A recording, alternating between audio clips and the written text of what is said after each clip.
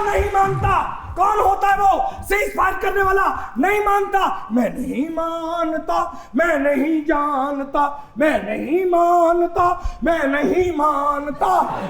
ये बोल किधरे फिपड़ा ना निकाल ले। तेरे वर्गी कुड़ी ना 25,000 का लहंगा भी पा के जावे ना, जाने ही बरात पैसे लुटन ला पैंदी है। ते मामे अगले शादी का सूट नहीं बनाना सी। मामा क्या कह रही हूँ मैं? कौन सा मामा हूँ तुम्हारा? मैं नहीं मानता, नहीं मानता मैं।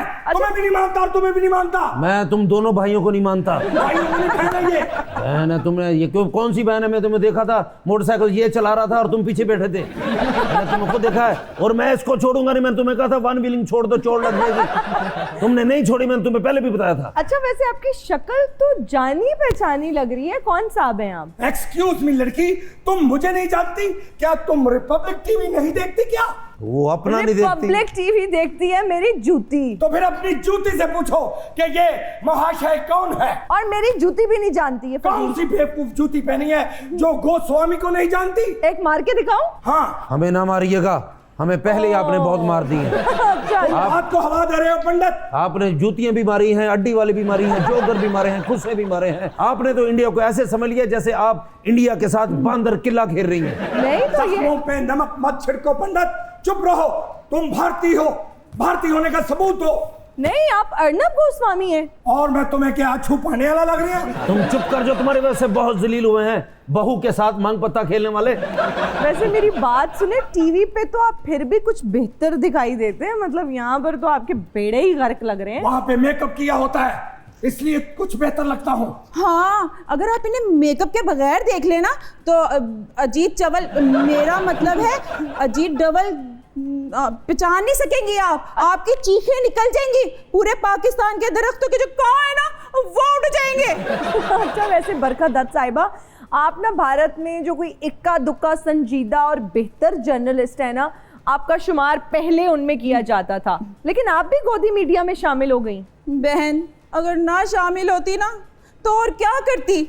उन्होंने तो मेरा राशन कार्ड ही बंद कर देना था। राशन कार्ड ना हो गया भाई, ये कोई ग्रीन कार्ड हो गया। सहेली, मैं तेनू की दसा, अमेरिका का ग्रीन कार्ड लेना ना बड़ा ही सौखा है, लेकिन इंडिया का राशन कार्ड लेना बड़ा ही औखा है। तुम चाहती हो कि तुम खुश रहो, अच्छे तरीके से जिंदगी बसर करो? चाहती हो तुम? चाहती है वो। पाकिस्तान में रह के चाहत फतेह अली खान के साथ शादी कर लो। पंडित बिहेव योरसेल्फ। अच्छा वैसे आप लोगों की ना चीप जर्नलिज्म के बाद सब लोग ये सोच रहे थे कि पता नहीं कौन सा सस्ता नशा करके आप लोग बैठे हुए हैं। हेलो, ये बार बार सस्ता नशा मत करो। हमारे साहबी हजरात को ये सस्ते नशे का बिल्कुल पता नहीं, क्योंकि हमें नशा फ्री में मिलता है। सुना तुमने? पंडित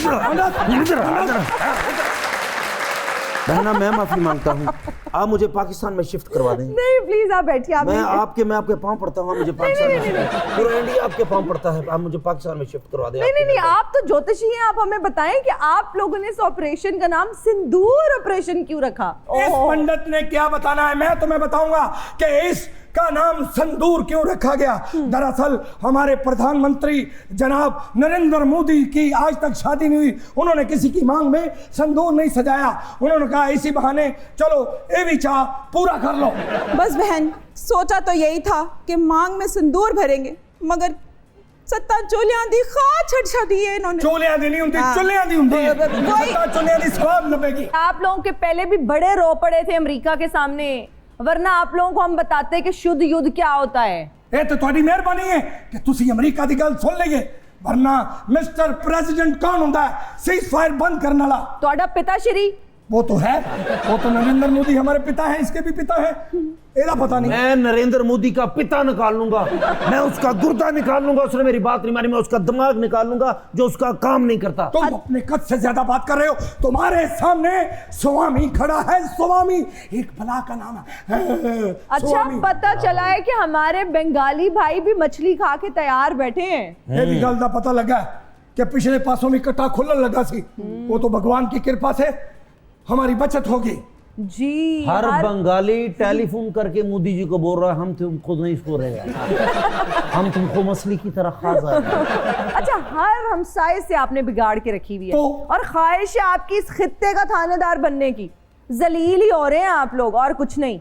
तेरे पल्ले हो रहे हैं, अपने पल्ले हो रहे हैं, जलील हो रहे हैं, जो भी हो रहे हैं। और आप क्या, आप जरा इधर आए ना, आप हर वक्त फ्रीडम ऑफ एक्सप्रेशन पे बड़ा बोलती हैं। जब इंडियन मीडिया एक्सपोज होने लगा और आपके अपने लोग ही उनकी असलियत जानने लगे, आप लोगों ने अकाउंट्स ब्लॉक करना शुरू कर दिए। हमारी मर्जी, हम जैसे मर्जी करें। हमारी मर्जी, ये जितनी भी जंग लड़ी है ना, ये हम मीडिया वालों ने ही तो लड़ी है। हाँ। हैं? हमारी फौज को तो आप लोग देख ही लिया किस तरीके से लड़ी है। नाम दत्त रखा है ते जुगता नहीं है, सोनिया मुल्तानिया लीन है।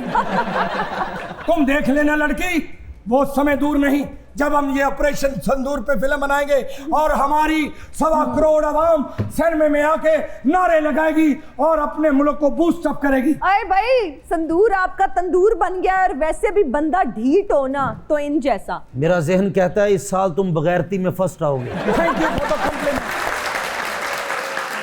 पंडित, मैंने तुम्हें अब पहचाना है, बड़ी बातें करते हो तुम। यूपी में, हरियाणा में बीन बजा के कान चो कीड़े नहीं काटता लोगों ने। मैंने तुम्हें भी पहचान लिया है। कौन हूं मैं? तू इंडिया च सासना मिल के महल्ले च चोरियां नहीं करता। और इस घबराई मानो को नहीं किसी ने पहचाना। देखिए भाई, अब मेरा समय हो गया है दूसरे इंटरव्यू का, मुझे अब जाना पड़ेगा। टॉयलेट से होती हुई जाइएगा, यहाँ पर कोई टिकट नहीं। देखिए, हम आएंगे, हम दोबारा आएंगे। यहाँ से जाएंगे तो दोबारा आएंगे, हालात ठंडे नहीं निकल चलिए।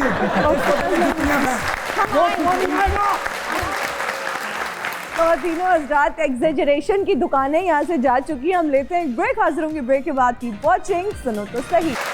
और हम हाजिर हैं ब्रेक के बाद। आप देख रहे हैं सुनो तो सही। जंग कोई एंटरटेनमेंट नहीं होती, लेकिन अगर लड़नी पड़ जाए तो ऐसे लड़नी चाहिए जैसे हमारी फौज ने लड़ी। उधर अगर इंडियन मीडिया की बात करें तो भाई क्या खौफ व हिरास फैला रहे थे वो लोगों में, आवाम पैनिक कर रही थी, लेकिन हमारे लोग यहाँ पर मीम्स बना रहे थे।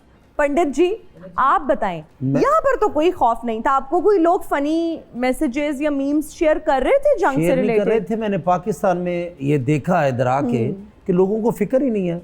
एक बंदा मुझे रोक के कहता जंग क्यों रुक गई? भाई अभी मेरे 2 नए सूट रहते थे, तो जंग को एंजॉय कर रहे थे। उधर हिंदुस्तान में हमारे जितने भी लोग हैं वो छुपे बैठे हुए हैं। बाप बेटे को नहीं बुला रहा, बेटा बाप को नहीं बुला रहा, माँ छुप के बैठी है, सारे एक दूसरे को चारपाई के नीचे घुसा हुआ है, कोई वॉशरूम में घुसा हुआ है। हम तो डरे हुए थे। मैं आपको सच में बता रहा हूँ, इधर किसी को फिक्र ही कोई नहीं है। जिधर ड्रोन गिरता था 2000 बंदा तो इकट्ठा आपका हो जाता था। और यहाँ पर लोग पता है एक दूसरे से क्या पूछ रहे थे, अच्छा तुम्हारे घर के बाहर कोई मिसाइल, कोई ड्रोन गिरा, वो कहते थे ना नहीं, तो आगे से रिप्लाई क्या करते थे कि देखो मोदी को 7871 पे मैसेज करके बोल दो कि यहाँ पर मिसाइल नहीं गिरा, ड्रोन नहीं आया, यहाँ पर ड्रोन भिजवा दें। अक्सर लोग तो ये कह रहे थे हमारी फुफियां नाराज हो गई हैं कि जंग बताए बगैर लग गई है, ना सूट है ना तैयारी है, मतलब इस तरह की चीजें भी हो रही थी। और यहाँ पे कोई जंग को सीरियस नहीं ले रहा था। नहीं, किसी ने सीरियस लिया नहीं, लेकिन हमने अभी तक सीरियस लिया है। हमारे हिंदुस्तान में ऐसा लग रहा है जैसे कोई बड़ा ऑपरेशन हो रहा है।